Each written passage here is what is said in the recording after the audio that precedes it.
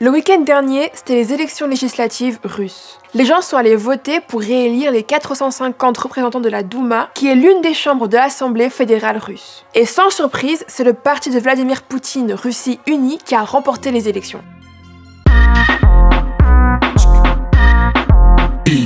Je dis sans surprise parce que perso, j'ai l'impression que ce gars est président de la Russie depuis que je suis née. Et dans les faits, c'est à peu près ça parce qu'il est président depuis 18 ans. L'issue des élections était également courue d'avance puisque le pouvoir en place avait pris grand soin de balayer la concurrence pour être sûr qu'il n'y ait pas trop le choix au niveau des votes. En amont des élections, t'as des partis qui ont été interdits de se présenter parce qu'on les avait taxés d'extrémistes. C'est le cas du parti d'Alexei Navalny qui est l'un des principaux opposants à Poutine et qui a été emprisonné après avoir été empoisonné. T'as eu des centaines de sites d'infos indépendants appartenant à l'opposition qui ont été fermés, et aussi pas mal de personnes privées de leurs droits administratifs à l'approche des élections. Et le jour des élections, plein de vidéos de fraude et de bourrage d'urnes ont été publiées. Des votes forcés ou multiples, ou encore des listes électorales réécrites. Donc il y a eu de forts soupçons, et même l'Union européenne a dénoncé un climat d'intimidation lors de ces élections. Donc bref, le ménage a bien été fait pour garantir la victoire au parti Russie Unie, le parti de Vladimir Poutine.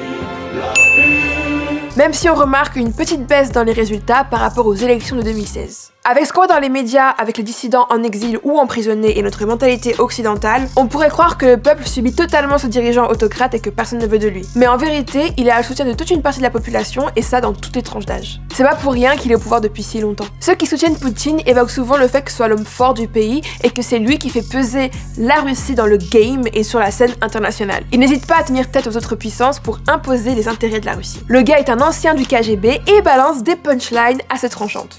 Российские самолеты наносят удары исключительно по базам террористов. Мы будем преследовать террористов везде. В аэропорту. Значит, вы уж меня извините, в туалете поймаем и в сортире их замочим, в конце концов. Все, вопрос закрыт окончательно.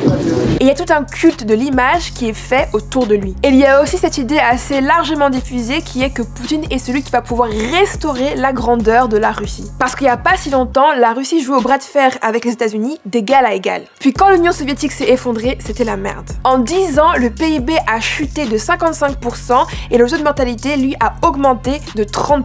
Et quelque part, Poutine incarne pour les anciennes générations une stabilité qui n'est pas parfaite certes, mais dans laquelle ils réussissent à s'en sortir tant bien que mal. Et du côté des jeunes, certains n'ont connu la Russie que sous Poutine. Et t'as toute une jeunesse pro-Poutine et hyper patriote qui est née après 1991 et qui fantasme sur la grandeur passée de la Russie. Mais bon, à côté de ça, on voit également une jeunesse plus éduquée et qui remet en question la propagande du Kremlin et qui s'engage pour du changement et plus de liberté. Et ces graines commencent à germer dans l'opinion publique puisque le président a perdu 20% de popularité entre 2018 et 2020. Résultat, c'est un pari à moitié gagné pour Poutine qui voulait montrer qu'il était encore dans le cœur des Russes. Sauf que son parti est un net recul et l'opposition continue de s'organiser, même s'il reste le parti majoritaire et l'homme indéboulonnable.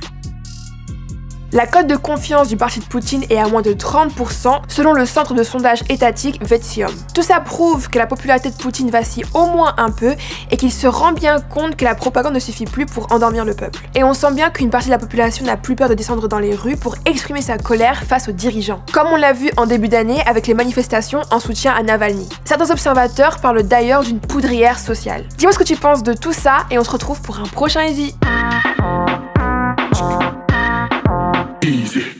Hello les gars! Et ouais, c'est encore moi. T'as kiffé la vidéo, donc à toi de me faire plaisir en mettant un petit like et un petit commentaire.